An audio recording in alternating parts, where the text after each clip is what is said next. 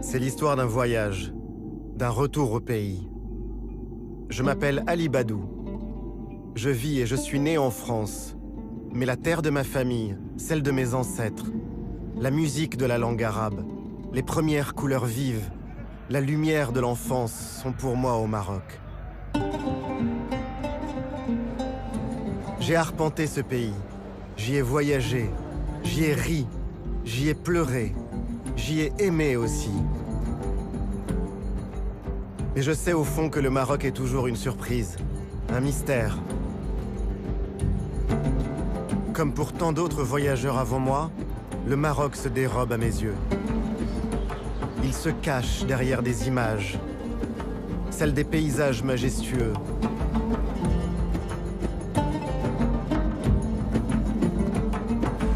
Celles des ruelles, des médinas. Vous y avez marché, moi aussi.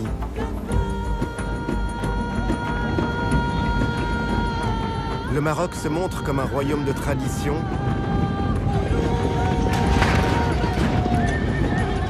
C'est aussi un pays entré de plein pied dans la modernité.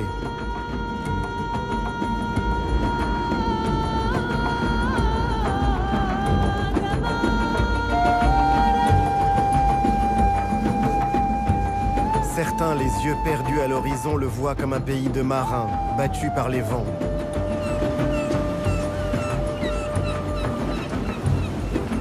D'autres, au contraire, ont cru trouver la vérité du Maroc dans les montagnes et les vallées de l'Atlas.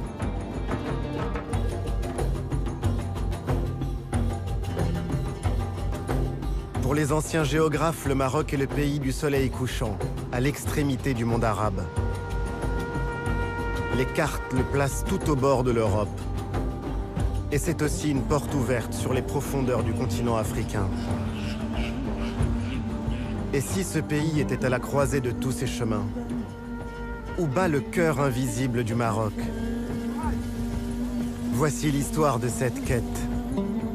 Voici l'histoire d'un voyage avec Yann Arthus Bertrand. Avec lui, avec moi, partez à la découverte du Maroc. Le Maroc, vu du ciel.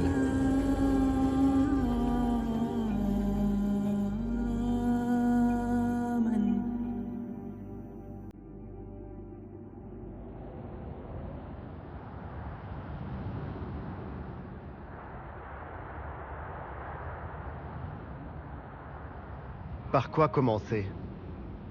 Pourquoi pas par là où tout a commencé, loin de la mer, sur ces falaises du massif du Zarhoun qui bordent le sud du Rif, là où le Maroc est né.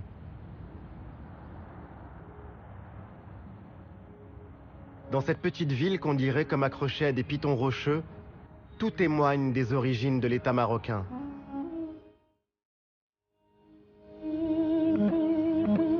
La ville de Moulay Idriss raconte ses temps anciens, ces jours de la fin du 8e siècle quand ce descendant du prophète qui fuyait l'Orient et les persécutions était venu trouver refuge sur ces lointaines terres berbères.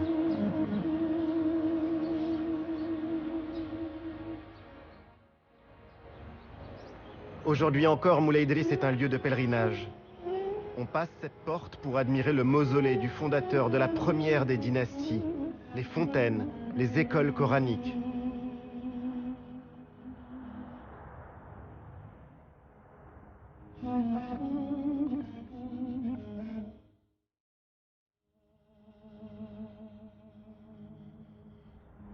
Certains y vont, la foi chevillée au corps, pour chercher la baraka et les faveurs d'un saint descendant du prophète.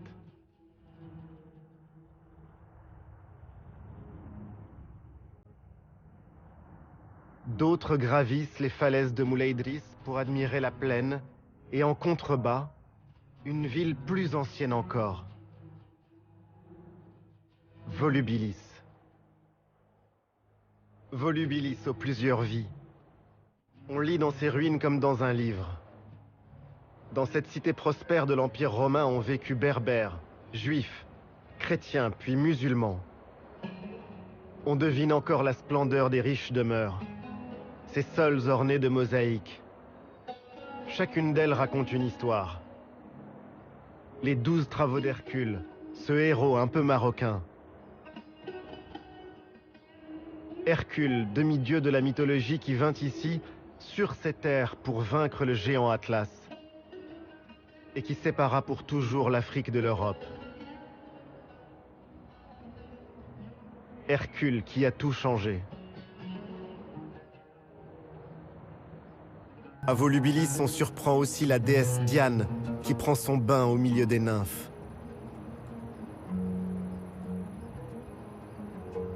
Ces ruines disent encore les croyances qui se superposent.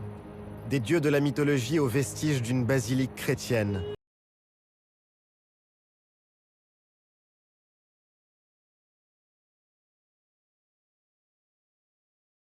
Autant de traces de ce lien profond entre les racines du Maroc et les cultures, les civilisations de la Méditerranée. Le Maroc est ancré en Afrique. Il est aussi presque européen. Car avant tout, le Maroc est profondément méditerranéen. Toute son histoire en atteste, à commencer par les dynasties qui s'y sont succédées. Après Moulay Idriss et Volubilis, c'est à Meknès et à Fès que l'on remonte le mieux le temps. Meknès, la rivale de Fès. La ville de mon père. Dans les réunions de famille, on s'amuse de cette rivalité. Tout est prétexte à polémiquer et à rire entre les deux villes voisines.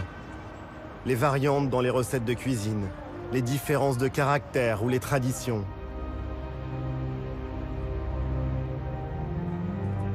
Meknès, cité impériale. L'ancienne capitale d'un royaume qui s'étendait de la Méditerranée aux rives du fleuve Sénégal.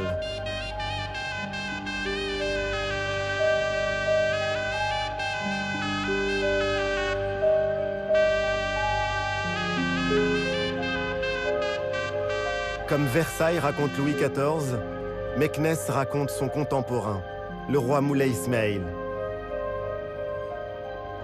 Il y a une forme de nostalgie à se promener dans Meknès, à imaginer la vie d'antan dans les palais, le faste de la cour, les bassins et les canaux qui alimentaient les jardins, les bains et les hammams. Imaginez aussi ces écuries aujourd'hui en ruine qui pouvaient accueillir jusqu'à 10 000 chevaux.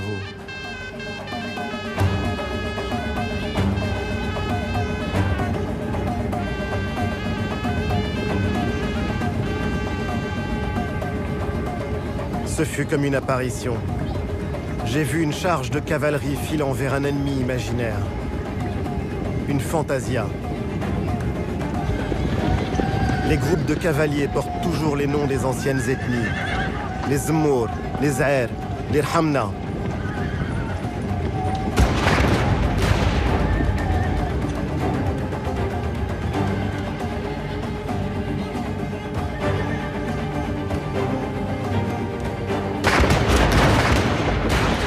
Cette démonstration de force, de panache et de courage, ces montures qu'on dirait prêtes à s'envoler ont fasciné les peintres orientalistes et le plus grand d'entre eux, le français Eugène Delacroix.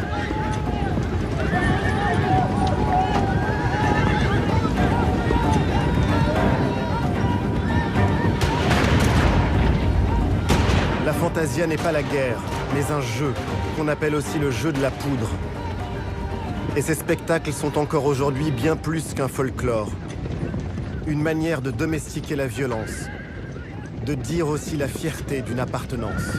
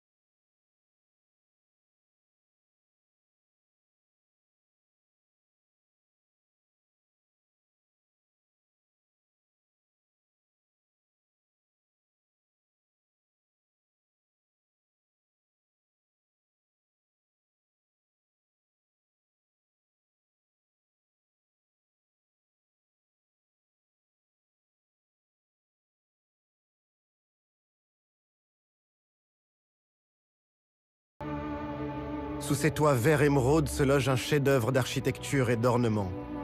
20 000 fidèles peuvent s'y réunir. La Qarawiyyin, l'un des principaux centres intellectuels et spirituels de l'islam. L'université a été fondée au IXe siècle par une femme, Fatima al-Fihriya, dont on dit qu'elle y a investi toute sa fortune.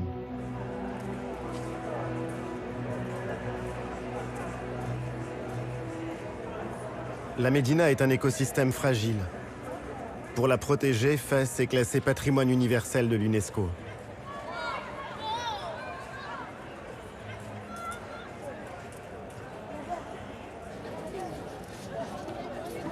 Depuis quelques années, la vieille ville de Fès renaît. Ses monuments, ses maisons sont restaurés. Les habitants ont retrouvé la fierté d'y vivre. La Médina a été sauvée. Ses traditions aussi. Comme le travail de ces tanneurs au milieu de cuves parfois centenaires. Un travail dur, épuisant. Les odeurs sont si puissantes que les tanneries sont à l'écart des quartiers résidentiels. Les colorants chimiques sont apparus, mais ils n'ont pas remplacé les pigments naturels extraits des plantes ou de la terre du Maroc. Ces tanneurs gardent la mémoire de ce qu'il y a de plus beau dans l'artisanat marocain. Des babouches à la maroquinerie jusqu'aux selles des chevaux et aux manuscrits les plus précieux. Ces savoir-faire perpétuent un patrimoine toujours vivant aujourd'hui.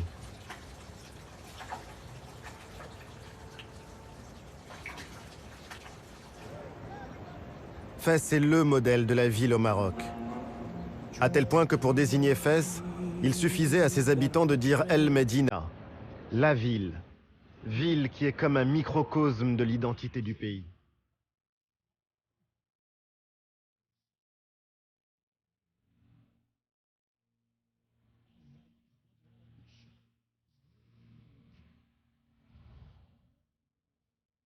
Où est l'identité du Maroc finalement? Sans doute aussi dans cette terre que l'on cultive. Elle se voit dans ces champs de céréales qui sont l'un des trésors de la Méditerranée que le Maroc a reçu en héritage.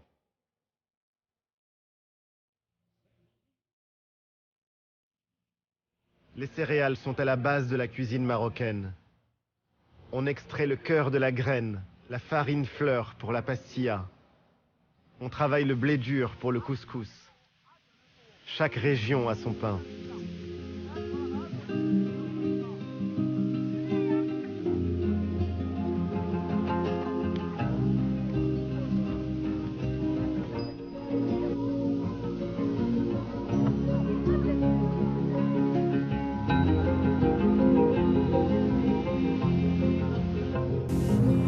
L'orge, bien sûr le blé. Le blé dur et le blé tendre sont des denrées fondamentales, indispensables pour la sécurité alimentaire, et malheureusement si sensibles aux variations climatiques. Bon an, mal an, on continue d'en importer pour couvrir les besoins des Marocains.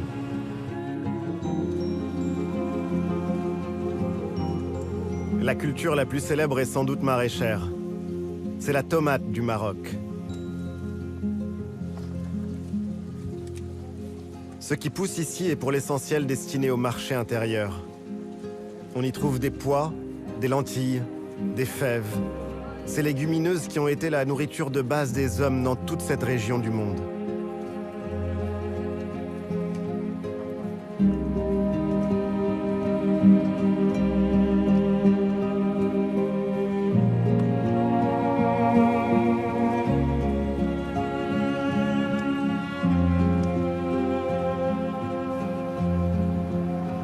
Indispensable aussi le sucre, et donc les betteraves pour le produire.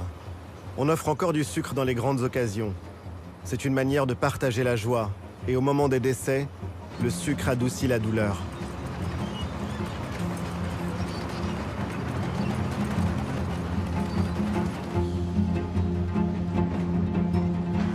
Un dicton annonce que l'eau a bouilli mais que le sucre est introuvable. Impensable d'imaginer le thé à la menthe sans sucre. Mais cette phrase cache aussi une vraie philosophie. On peut penser tout avoir, mais vient à manquer l'essentiel, et alors on n'a plus rien.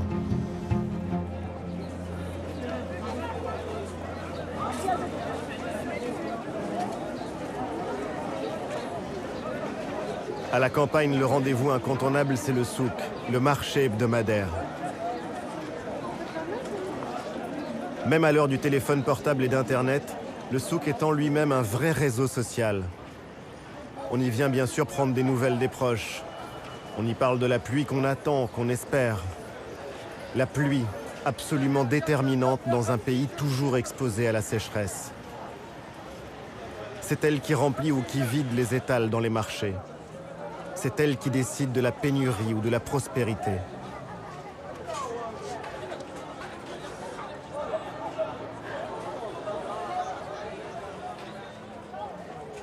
Les années où il ne pleut pas assez, c'est le troupeau qui constitue la trésorerie et qui sert d'épargne. C'est sans doute pour ça qu'on dit que le fleh marocain est d'abord un berger.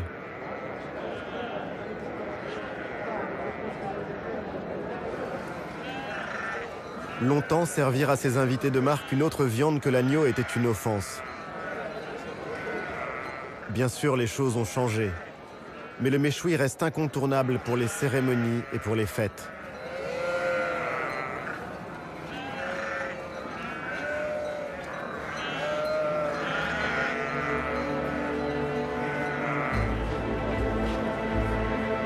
Les choses changent, mais près de la moitié de la population vit toujours de l'agriculture. Et il faut nourrir 35 millions de Marocains. Je laisse le monde rural à sa vie et ses négociations. Sur la route, le Maroc se dévoile. Les plaines agricoles ne représentent qu'une petite partie du pays. Le territoire est occupé au centre par une longue chaîne de montagnes. C'est l'Atlas. Et au sud par un désert, le Sahara. Et tout le long, comme une immense muraille, l'océan Atlantique. C'est par ce chemin que se poursuit le voyage, vers les mythiques cités d'Assila, Rabat et Casablanca.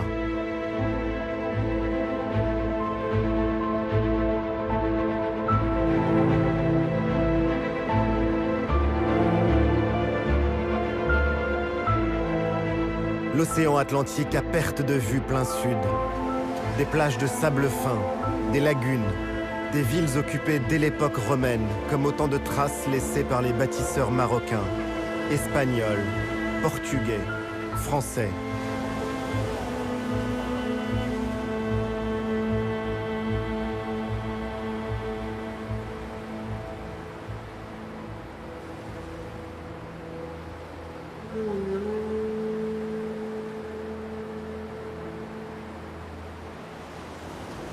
Les médinas situés sur le front marin ont toujours été menacés.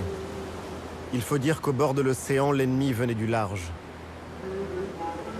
Les remparts comme ceux d'Assila racontent ces heures de l'histoire où il fallait constamment se préparer à être attaqué, pilonné depuis la mer. Ça faisait partie de la vie.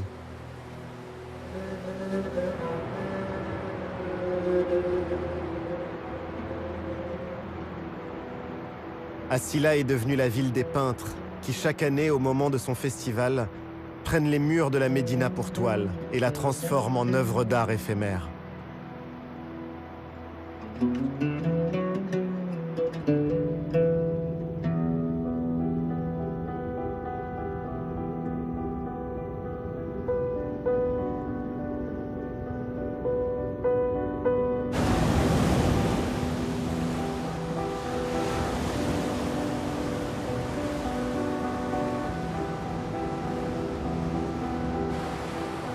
Domestiquer la mer et vivre avec, chercher à la vaincre. Les Marocains ont longtemps appelé l'Atlantique l'océan ténébreux. 3000 kilomètres de façade sur l'océan et au Maroc la vie, la poésie, la tradition, la sagesse populaire et même la sainteté ont souvent un rapport à la mer.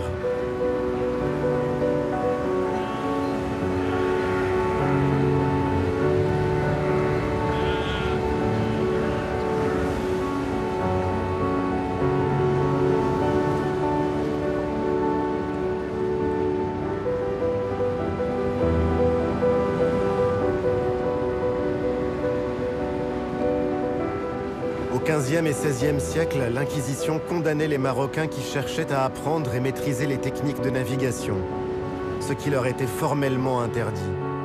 Ce savoir était réservé aux seuls chrétiens. Aujourd'hui, ce savoir-faire se transmet de génération en génération. Le travail du bois, l'architecture des coques sur lesquelles on peindra des dessins, des inscriptions pour protéger le navire du mauvais œil et du mauvais sort.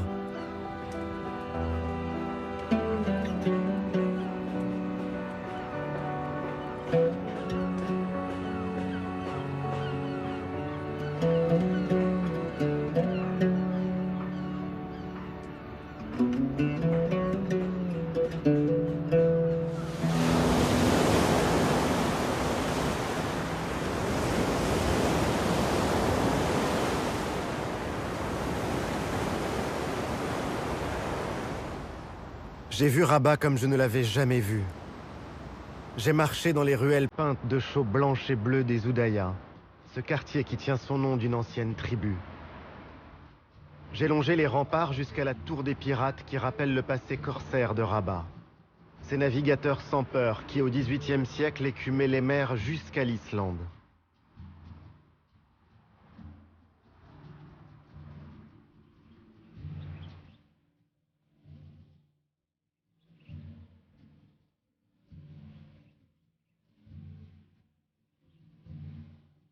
J'ai trouvé refuge dans le jardin andalou, comme si le temps y était suspendu.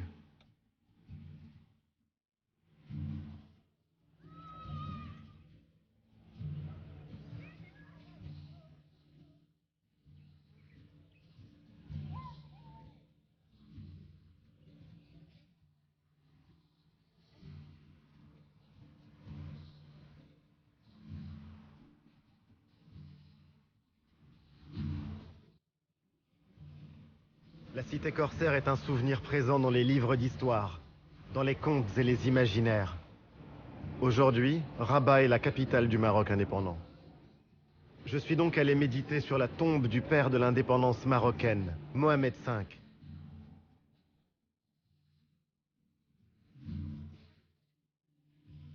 Ce mausolée de marbre blanc qui les abrite, lui et ses fils, surplombe le fleuve Bourgreg. J'ai admiré la tour Hassan. Son bâtisseur, le roi Yaqub el-Mansour, rêvait au XIIe siècle d'en faire la plus grande mosquée du monde musulman d'Occident. Seul le minaret résista au terrible tremblement de terre de 1755.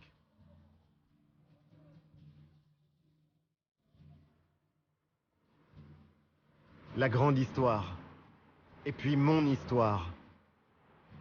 Je suis allé prier sur les tombes des miens au grand cimetière des Chouhada, le cimetière des martyrs qui borde l'océan.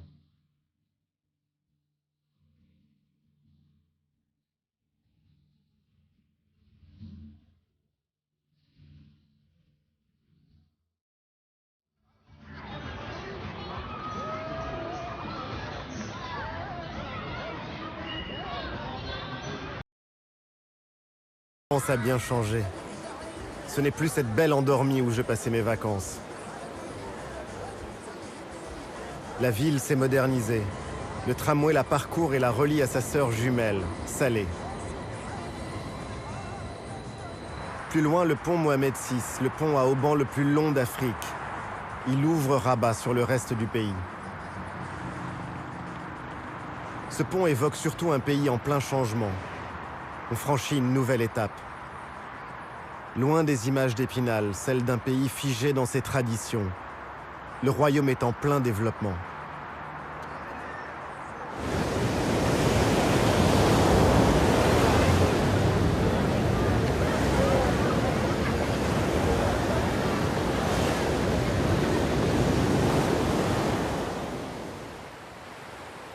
Sur la route de Casablanca, la plage de Bouzneqa. Les riches Casablancais y ont des maisons d'été, imposantes, luxueuses. Ces grandes villas ont remplacé les cabanons de bois qui dataient pour certains du protectorat. On en trouve encore quelques-uns dans la baie voisine de Dahomey. Ils sont exposés à l'érosion et aux marées.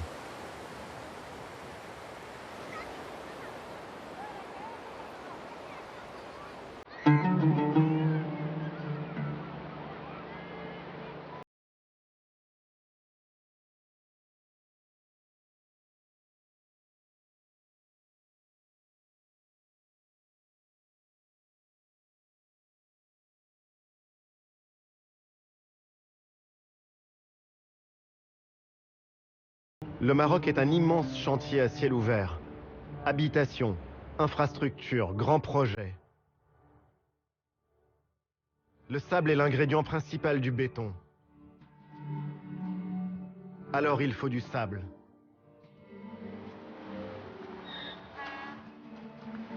On a du mal à croire que le sable soit devenu un produit stratégique, rare et recherché.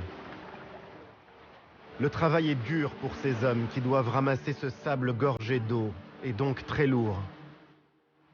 Et je me pose la question, ça donne du travail, mais à quel prix?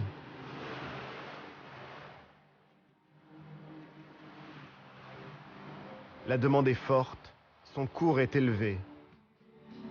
Gratuit et abondant, le sable marin n'est pourtant pas une ressource illimitée. Dans de nombreux endroits, son extraction abusive met en péril le littoral et participe à l'érosion des plages. Ce ne sont bien sûr pas quelques ânes qui mangent les falaises. Ailleurs, d'autres utilisent des machines et des camions pour le transporter.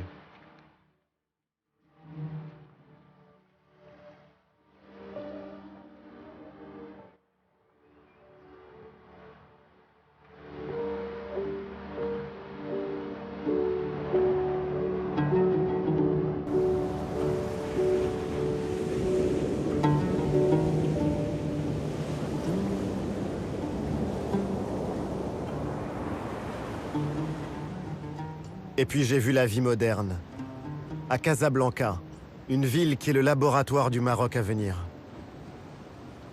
Les nouveaux modes de vie, les nouveaux métiers, les nouvelles relations sociales, tout ça s'invente ici, dans cette métropole qui n'arrête pas de changer.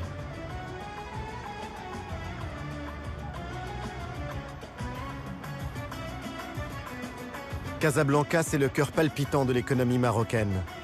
Avec 4 millions d'habitants, c'est aussi la ville la plus peuplée du Maghreb.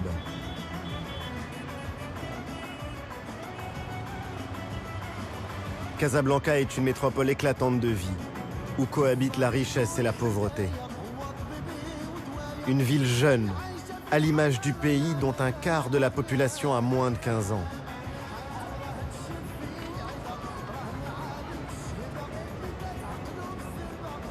Cachée derrière ses remparts, la ville ancienne côtoie la ville coloniale.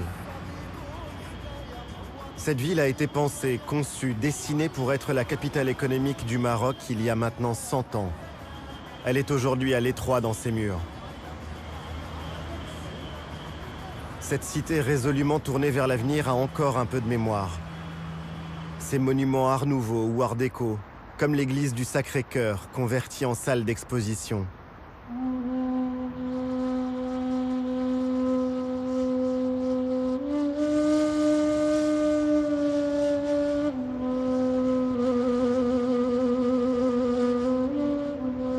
Mais les regards se portent désormais vers l'océan. La fierté des Casablancais, c'est une mosquée. Posée sur la mer, la mosquée Hassan II. C'est l'une des seules mosquées du Maroc ouvertes aux non-musulmans. Avec son minaret de 200 mètres, c'est le monument religieux le plus haut du monde. Une esplanade dédiée à la piété dans une ville vouée à l'argent.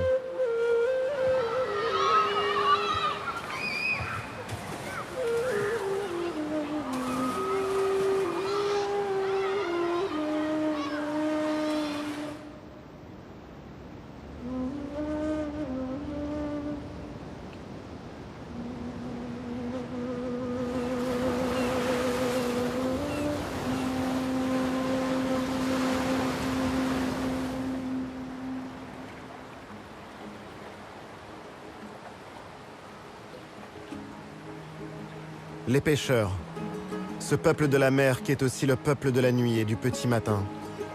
Ces hommes vivent au rythme des saisons et des migrations des bancs de poissons.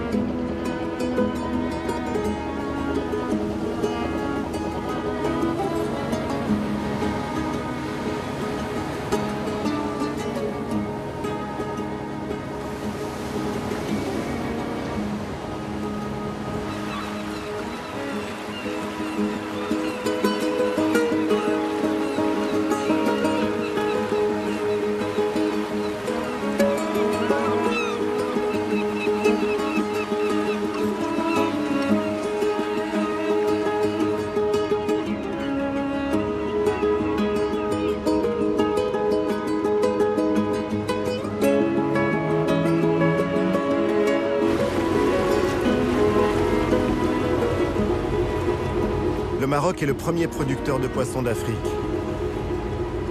La pêche est aujourd'hui l'une des principales ressources du pays. Elle emploie plus de 300 000 personnes. Elle est à l'image du Maroc, diversifiée, à la fois artisanale mais aussi industrielle. Pajot, dorade, sard, sardines, merlus, poulpes. La plupart des poissons pêchés se retrouveront dans les marchés et les assiettes d'Europe jusqu'à l'Asie du Sud-Est et au Japon.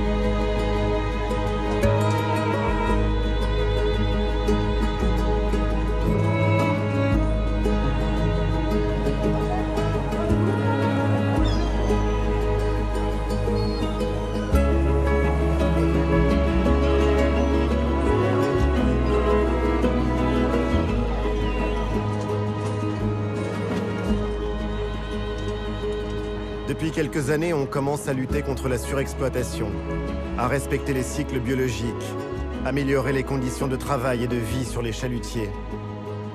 Mais la concurrence est rude. Le monde entier vient pêcher au large du Maroc.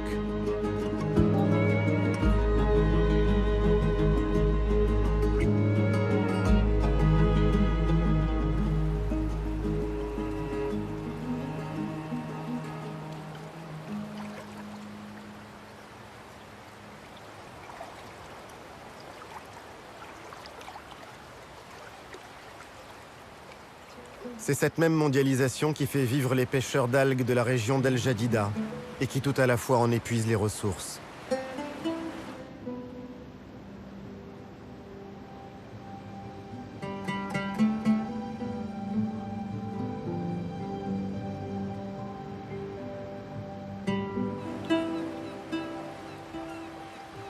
Combien de temps encore verrons-nous ces scènes ? Les algues rouges ne sont pas une richesse dont on peut profiter sans limite. Ramassées, séchées au soleil, ces algues sont utilisées dans l'industrie pharmaceutique ou cosmétique. Transformées par la chimie, elles serviront à fabriquer l'agar-agar, ce gélifiant végétal utilisé par les groupes agroalimentaires. La demande est forte. Seule une infime partie de cette manne reviendra à ces femmes, à ces hommes qui récoltent les algues quelques mois par an.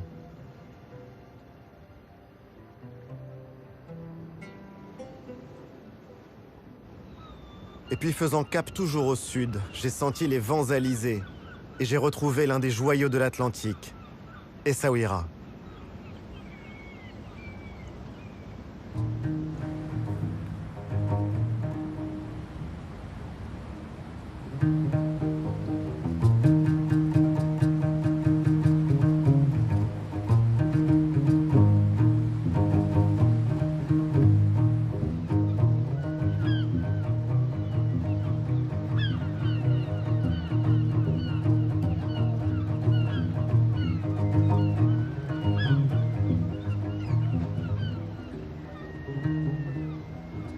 Essaouira, cette ville entre deux mondes qui vit au rythme de la musique gnawa. Cette fusion enivrante et unique des cultures, des sons, des rythmes des deux rives du Sahara.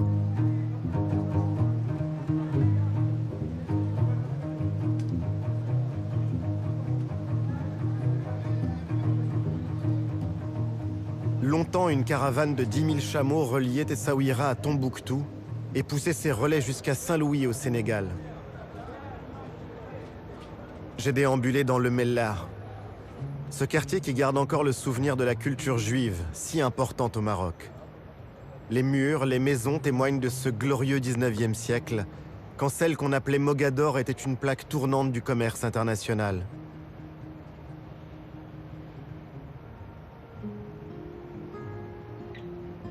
L'or, les tissus, les plumes d'autruche pour les parures des grandes dames d'Europe, les esclaves aussi.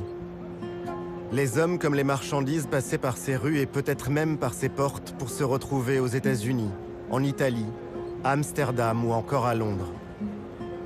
À l'époque, les Juifs étaient les protégés du sultan et les marchands du monde entier y étaient représentés.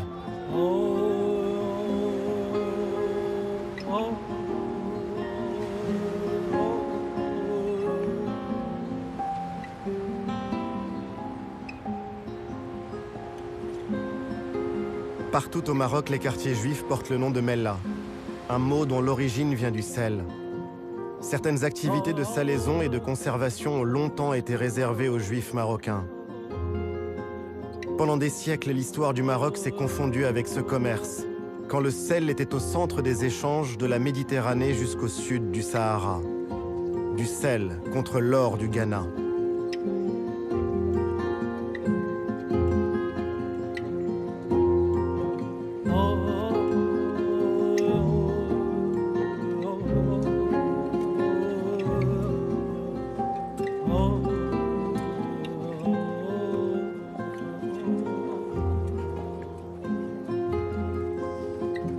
J'ai voulu voir le rude travail des sauniers, ces hommes qui travaillent pieds nus pour ne pas abîmer les digues des marais. Je me dis que ces différentes scènes, toutes ces strates ne disent qu'une seule et même histoire, celle d'un pays qui s'est inventé au carrefour de grandes routes commerciales. Le sel marque bel et bien une étape dans ce voyage. Cette fois, la Méditerranée s'éloigne pour de bon. Le sel et la brise des Saouira annoncent l'Afrique.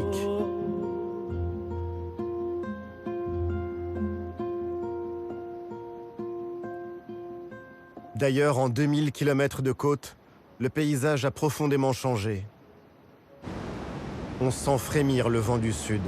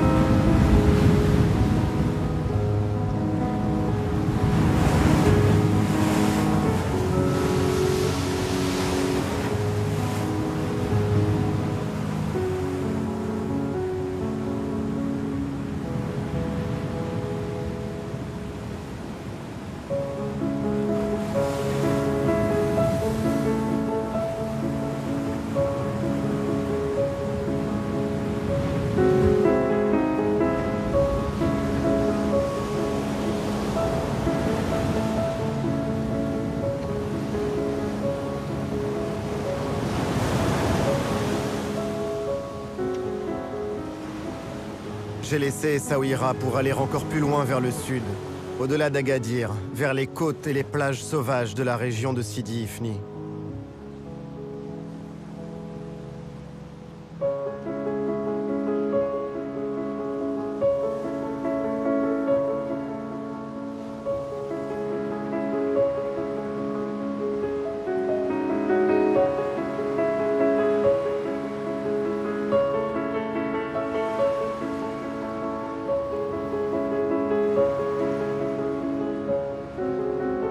Contempler encore une fois les arches de l'Exila. L'arche que l'on voit n'existe déjà plus, emportée par l'érosion. Le monument naturel s'est écroulé.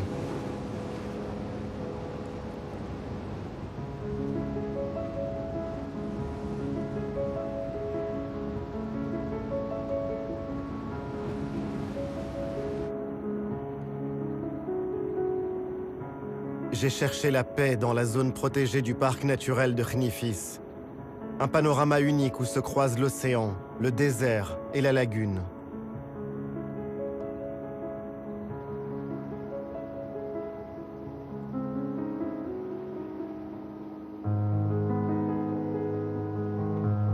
Des milliers d'hectares sauvages et un refuge pour la faune. C'est la voie de passage des oiseaux migrateurs qui longent le rivage atlantique. Cette route les mène jusqu'en Afrique du Sud. Ce littoral fut aussi un repère pour les hommes. Khnifis était une étape sur la route de l'aéropostale. Mermoz, Saint-Exupéry suivaient la côte pour ne pas se perdre. C'était alors leur seule chance de franchir le désert.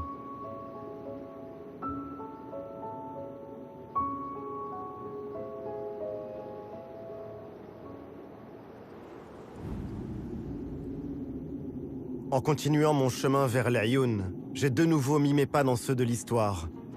La Marche verte, partie de Tarfaya en 1975. Tous les enfants du Maroc connaissent cet épisode par cœur. Cette grande marche pacifique qui mena 350 000 Marocains jusqu'au seuil de la Sagia al-Hamra. Une marche qui libéra ces territoires du sud de l'occupation espagnole.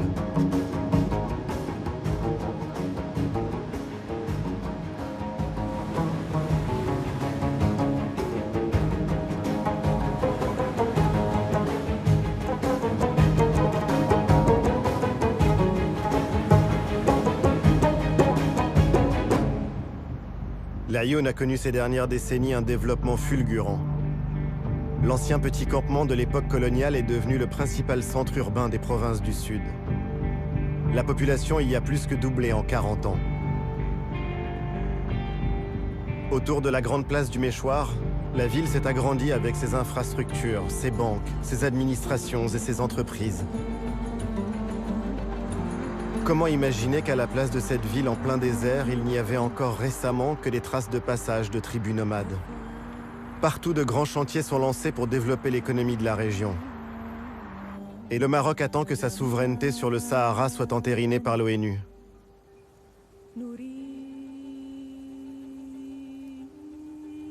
Parmi les bouleversements les plus spectaculaires survenus depuis une dizaine d'années, les paysages ont changé, transformés par l'agriculture.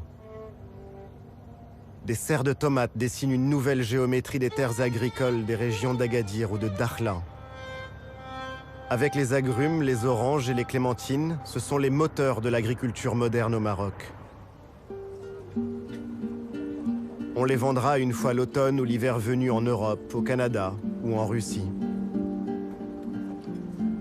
Cette agriculture aux techniques ultramodernes fait surgir des tomates en plein cœur du désert. Cultiver ces terres désertiques est exigeant. La plupart des exploitations de cette région sont des cultures hors sol. Le soleil est là toute l'année, mais l'eau douce est beaucoup plus rare. Alors on dessale l'eau de mer et on pompe dans une nappe profonde jusqu'à 600 mètres sous terre. C'est une eau fossile qui plonge au plus profond de l'histoire géologique du Sahara. Une eau qui ne se renouvelle pas.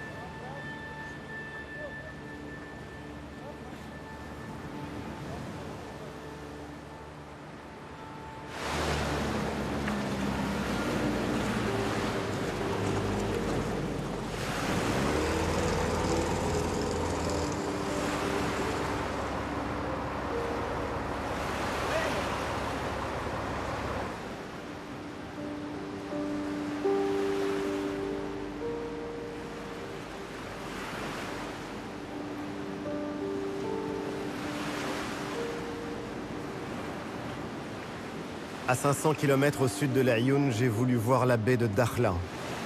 Et encore un autre visage du Maroc qui bouge. Qui aurait pu imaginer il y a encore 20 ans qu'on y assisterait à ces scènes futuristes? Que le vent et la lagune feraient de Dakhla l'un des spots de kitesurf les plus courus au monde. Le terrain de jeu idéal pour les sportifs et les passionnés de cette discipline. Mais Dakhla, ce n'est pas seulement ça. L'écrivain Leila Slimani évoque ce lieu unique comme la baie de tous les possibles. La fusion du désert et de l'eau, quand la terre pénètre l'océan. Leila Slimani qui nous dit qu'aimer Dakhla, c'est d'abord et avant tout avoir le souci de la sauvegarder.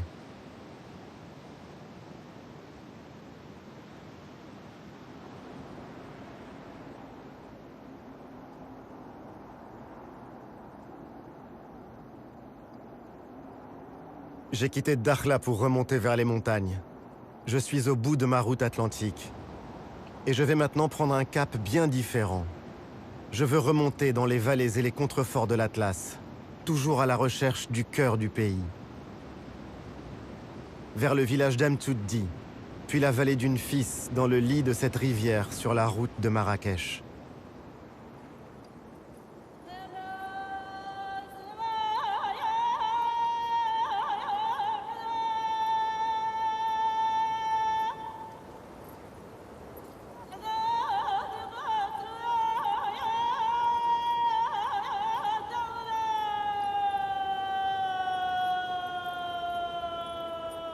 Amtsouddi est niché au pied des falaises abruptes de l'anti-Atlas.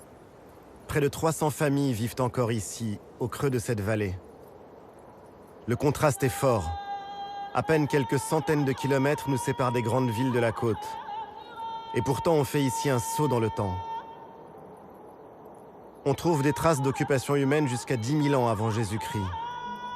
Des gravures rupestres montrent des éléphants, des girafes, des rhinocéros ou encore des autruches. Mais cette région est aussi celle de l'Agadir, ces greniers collectifs bâtis par les habitants.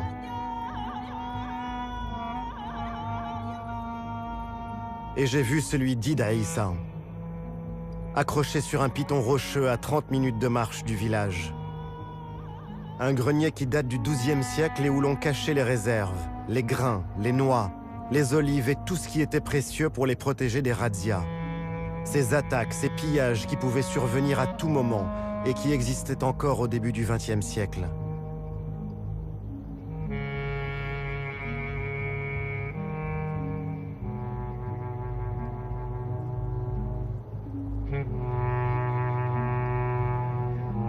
Le spectacle de ces fortifications rappelle la précarité de la vie en ces temps anciens, quand les hommes et leurs biens suscitaient les convoitises.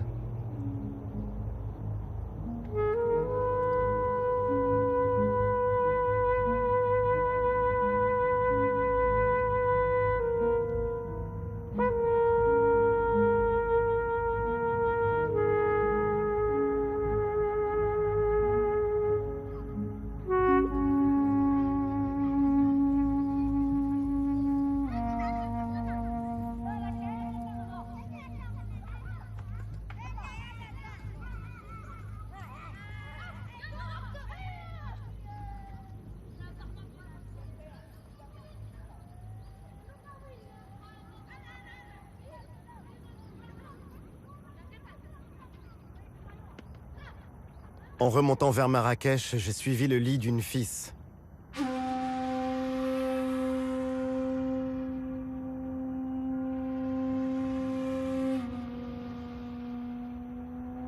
Dans ces vallées vertes où persiste encore la vie en hameau, chacun d'eux rassemble une famille ou un clan.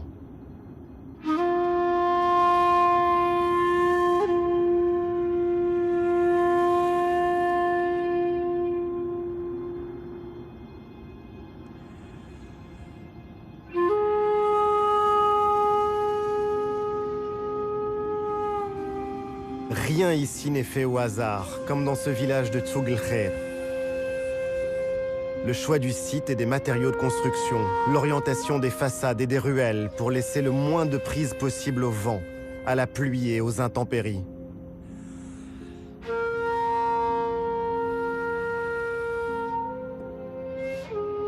Dans le langage d'aujourd'hui, on dirait que ce sont des modèles d'architecture bioclimatique. Tout ici est défi pour les hommes. Il faut du génie et un travail harassant pour vaincre les pentes des montagnes, organiser la vie en commun. La survie de l'individu est impossible en dehors du groupe.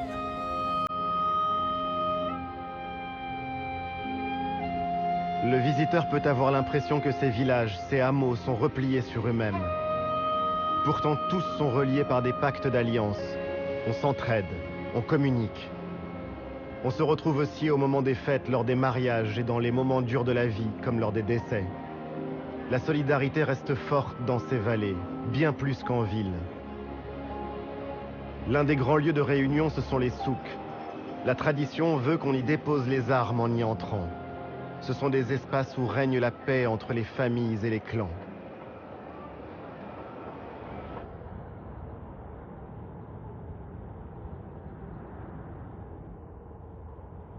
Toute cette vie dans les vallées et les montagnes n'existerait pas sans eau. L'eau est si précieuse qu'on a appris ici que gouverner, c'est pleuvoir.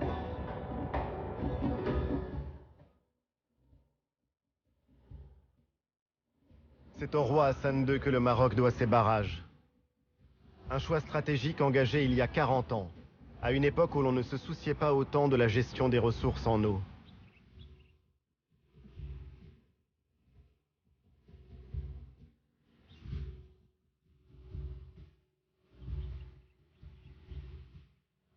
Ces ouvrages d'art ont jeté les bases d'une vraie politique hydraulique. Aujourd'hui, près de 140 barrages alimentent les agriculteurs en eau.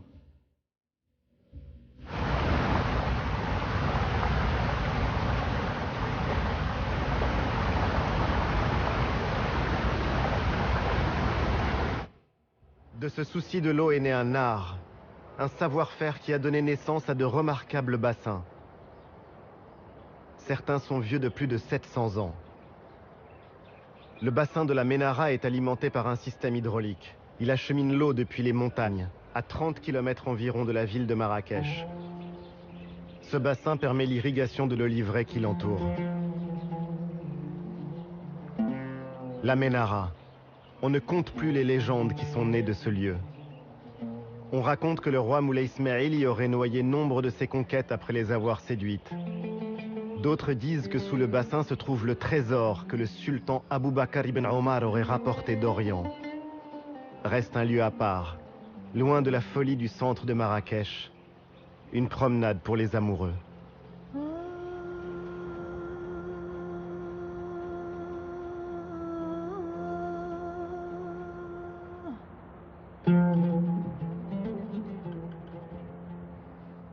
Marrakech a été fondée au XIe siècle par une femme, Zine ibn Fzawiya, l'épouse du roi Youssef ibn Teshfin qui rêve de conquête. Son mari parti en guerre, Zine ibn Fzawiya s'établit dans cette palmeraie au pied de l'Atlas. C'est elle qui en conçoit les tracés et qui administre ce qui est rapidement devenu une cité prospère.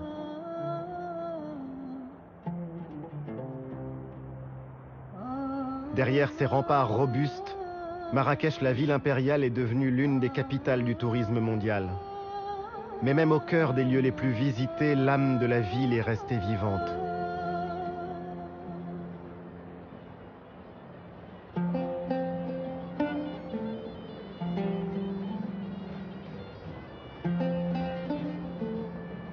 La place Jemaa el-Fna reste une scène de spectacle à ciel ouvert.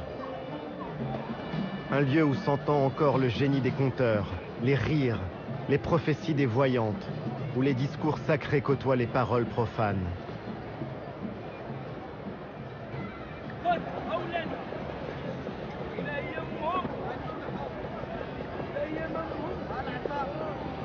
Jemaa el-Fna garde le souvenir de ce temps où le réel et l'imaginaire se confondaient. L'UNESCO l'a classé patrimoine oral de l'humanité.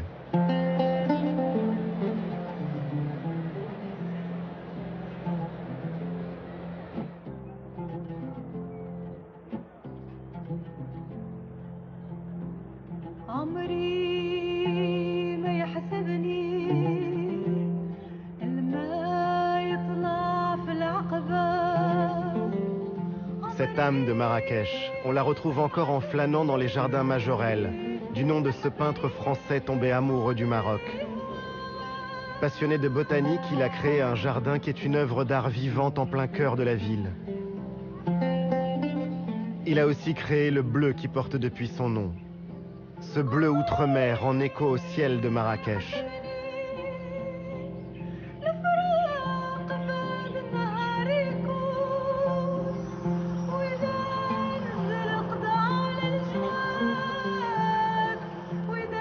Le bleu et le rouge, celui de la ville et de son monument le plus haut, le minaret de la Koutoubia dont chacune des façades est différente de l'autre. Il veille sur Marrakech depuis le XIIe siècle.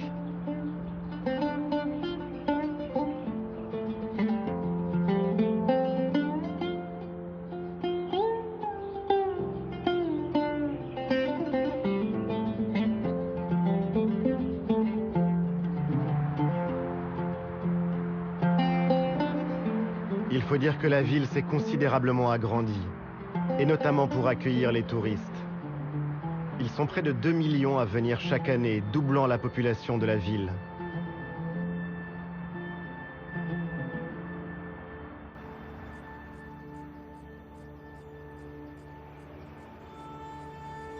Beaucoup font le voyage et viennent à Marrakech pour jouer au golf. C'est une chance pour l'économie en même temps qu'un pari écologique délicat, car cette ville aux portes du désert est mise au défi de l'eau.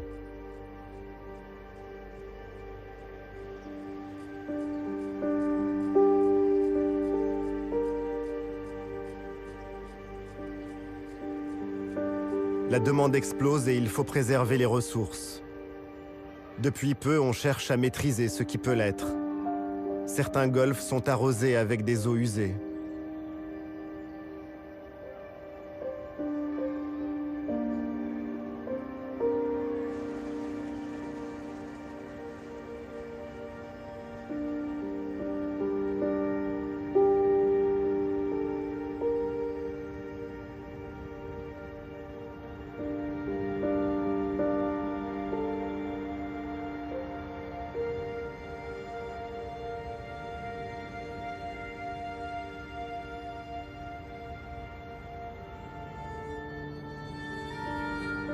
De Marrakech à Tellouet et vers Ouarzazate, on franchit les vallées et les cols du Haut Atlas.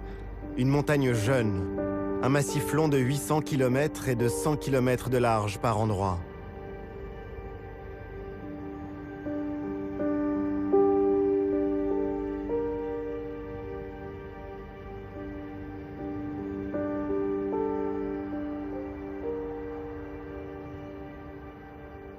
Cette fois, la route nous emmène au plus profond du pays, sur ces sommets enneigés.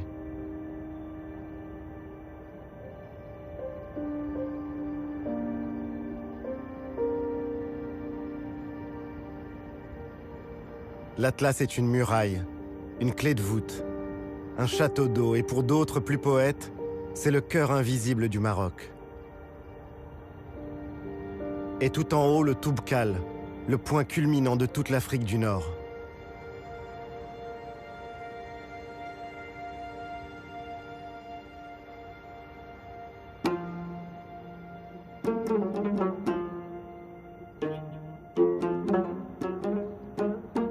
L'histoire de l'Atlas, c'est aussi celle d'un refuge.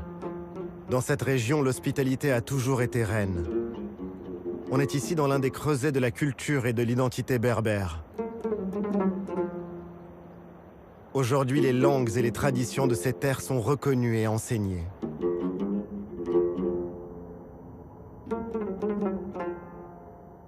Dans les vallées, le verre est toujours différent. Et c'est le signe des prouesses et du labeur des hommes. Les paysans sont de vrais jardiniers. Ils jouent avec les pentes pour acheminer l'eau jusqu'aux plantations.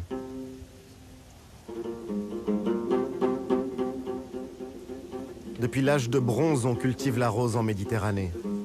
La célèbre fleur s'épanouit dans ces espaces semi-arides.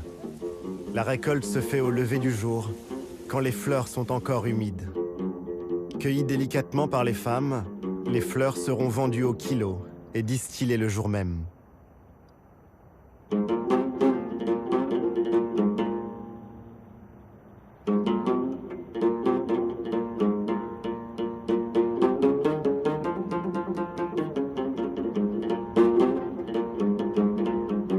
Certains villages construits en pisé sont abandonnés.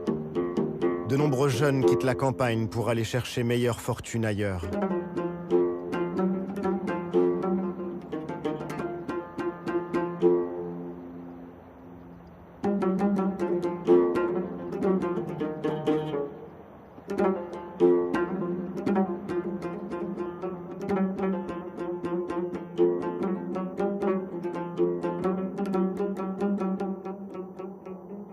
Sur la route de Ouarzazate, une fois franchi le col du Tizi Tishka, Tellouet. Pendant des siècles, ce fut le passage obligé du commerce entre Marrakech et le sud de l'Afrique. Le fief du Glaoui, l'ancien pacha de Marrakech. Thamil Glaoui, passé au service des Français, et qui paya cher sa trahison. Si le roi Mohamed V lui a pardonné, La Casbah est laissée à l'abandon depuis l'indépendance.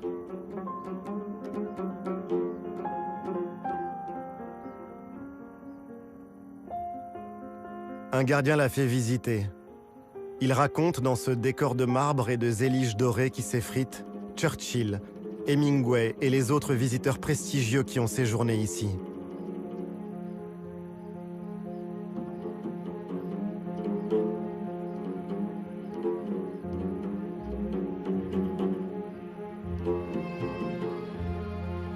S'y promener, c'est réfléchir sur le pouvoir. Les grands caïds du 19e siècle voulaient vivre comme des sultans. Mais leur pouvoir était friable, à l'image de leur Casbah.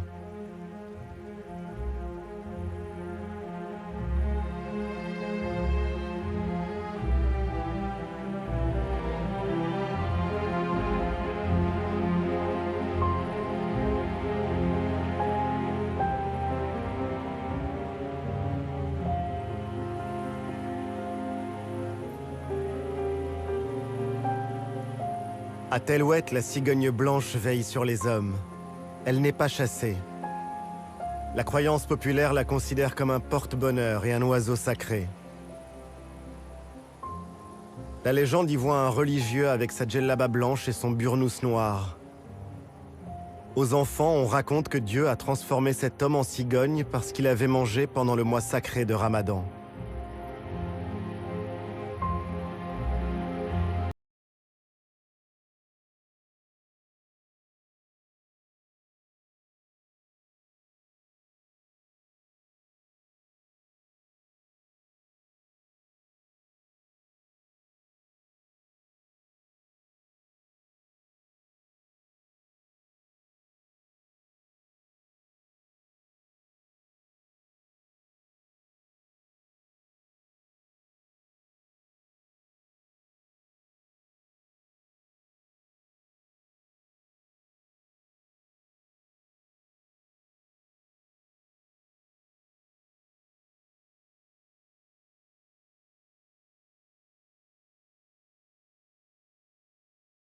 Certaines sont en ruine, les autres ont été restaurées pour les besoins du cinéma, ou depuis que le site a été classé patrimoine mondial par l'UNESCO.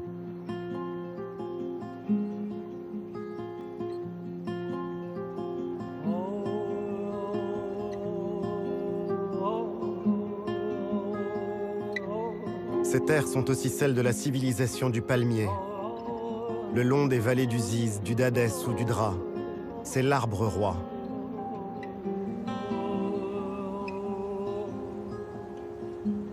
Chacun d'entre eux peut produire 30 à 100 kilos de dattes selon les années. Mais l'arbre est menacé. 2/3 des palmiers dattiers ont été décimés par la maladie du bayoud.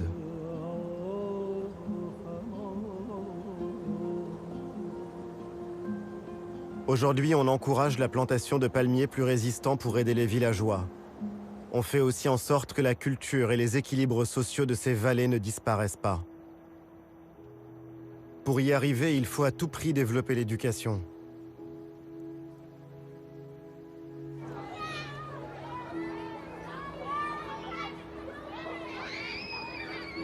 Et dans un pays où 40% de la population vit dans les campagnes, cela veut dire fournir l'accès à la scolarité même dans les régions les plus enclavées.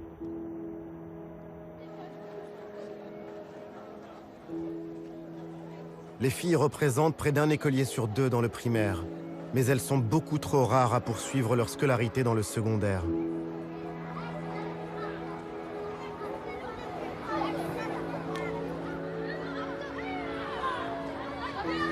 C'est à l'école, c'est dans la loi, dans les têtes aussi évidemment que se jouera l'émancipation des femmes marocaines.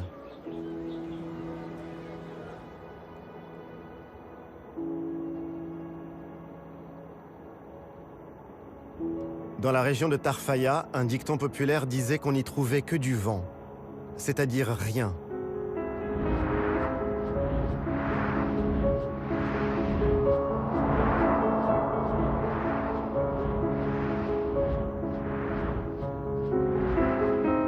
Aujourd'hui, ce rien est une richesse. C'est lui qui fait tourner les éoliennes dans tout le pays.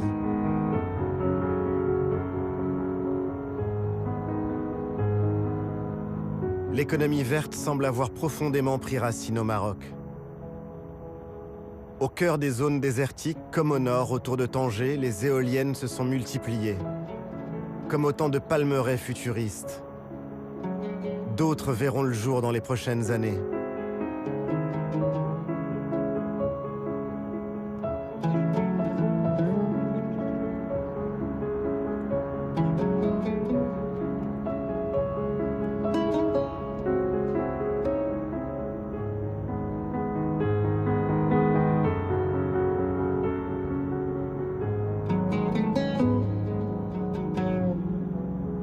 Mais l'image la plus spectaculaire de cette transition énergétique, c'est celle de la centrale solaire Noor, près de Ouarzazate. Noor, ça veut dire la lumière en arabe. D'ici 2020, Noor déploiera ses miroirs sur des milliers d'hectares, l'équivalent de 3500 terrains de football, ce qui en fera l'une des plus grandes centrales solaires au monde. La ressource est inépuisable.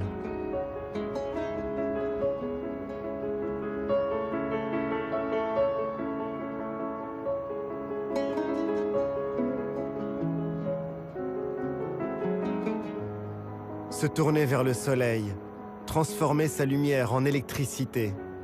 C'est ce qui permettra au Maroc de sortir de sa dépendance au pétrole d'ici 2030. Plus de la moitié de l'énergie produite dans le pays sera verte.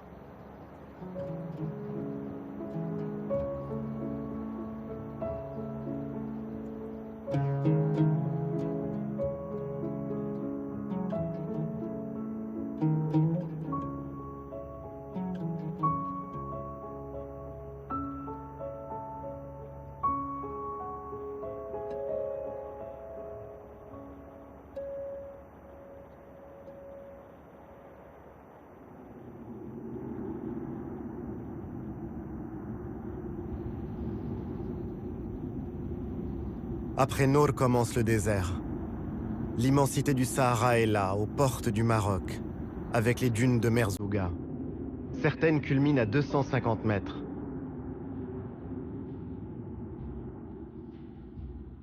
Quelque part à l'est, il y a l'Algérie.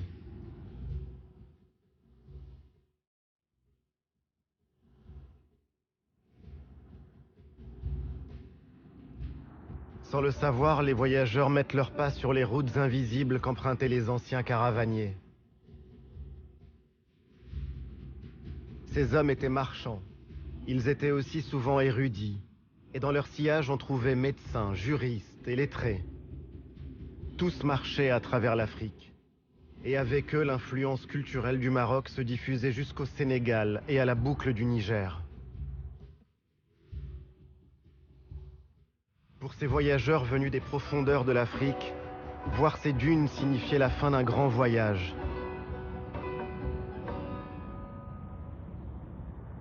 Merzouga annonçait le Maroc, un autre monde, cosmopolite, celui de la Méditerranée.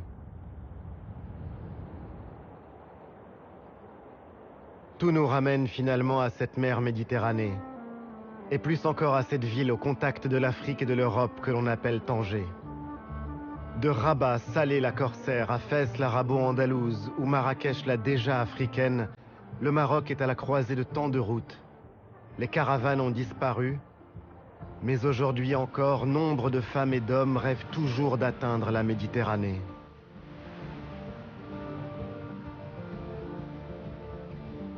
Cette Méditerranée dont les vagues dessinent et sculptent la côte. La Méditerranée, un temps délaissé qui revient à la vie.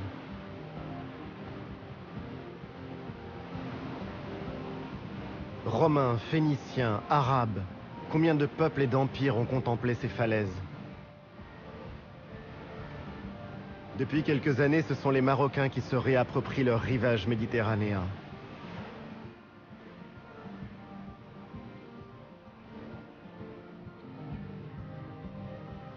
Les classes moyennes vont à la mer. Chaque été, ce sont aussi les travailleurs immigrés qui reviennent d'Europe pour les vacances avec leurs familles.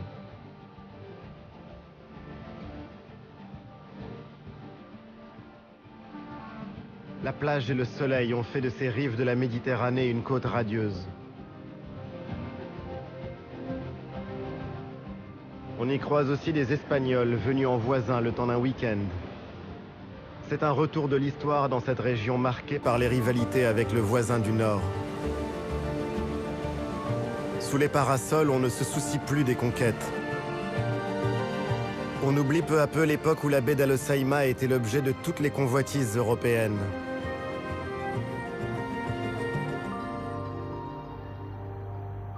Dans l'arrière-pays, ces histoires croisées entre les deux rives ont donné naissance à une ville bleue, Chefchaouen, une cité construite par les musulmans et les juifs chassés d'Espagne au XVe siècle par la Reconquista. Tout un symbole. Chefchaouen est aujourd'hui un haut lieu du tourisme marocain. On y vient pour admirer ces camaïeux uniques au monde. Certains s'y laissent emporter par des volutes rêveuses qu'offre la terre de cette région.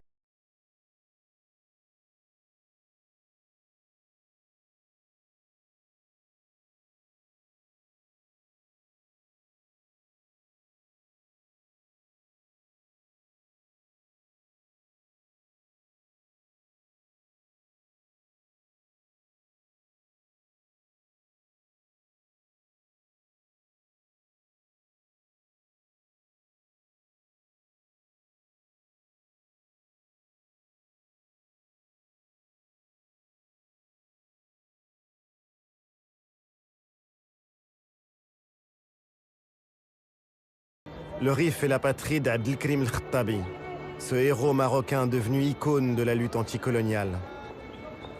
Comme un autre retour de l'histoire, le Rif vit aujourd'hui largement de l'émigration de ses enfants en Europe. Et l'Europe est justement là, on la touche du doigt, à Tanger. On y charge et on y décharge pour le monde entier, et en particulier pour l'Europe, car le destin du pays se joue dans ses relations avec le nord de la Méditerranée.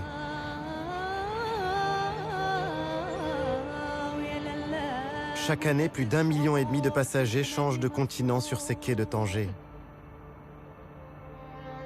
Dans les années 1920, Tanger avait le statut de ville internationale. On y croisait des aventuriers ou des espions. La Belle n'a pas perdu son âme. Elle attire toujours des voyageurs, des écrivains, des peintres venus d'ailleurs. Elle reste cette ville de brassage et de rencontres. Pour les candidats à l'exil venus de toute l'Afrique, Tanger est toujours un rêve. Un rêve d'Europe. Combien sont-ils à attendre de pouvoir traverser le détroit au risque de leur vie, à se retrouver pour prier dans ces églises longtemps restées désertes? Tanger est une ville-monde, un peu à l'image du Maroc finalement. Un pays à la croisée de tous les chemins, de toutes les cultures et des religions.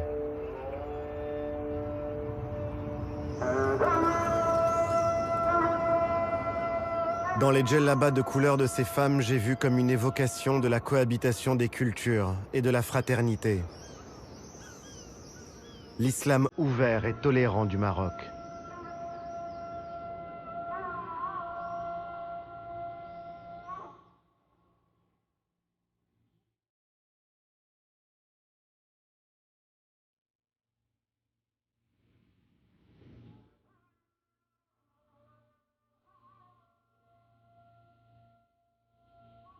Sur cette esplanade de la Piété, celle de la mosquée Hassan II à Casablanca. C'est l'un des jours les plus importants de l'année, l'Aïd el-Kébir.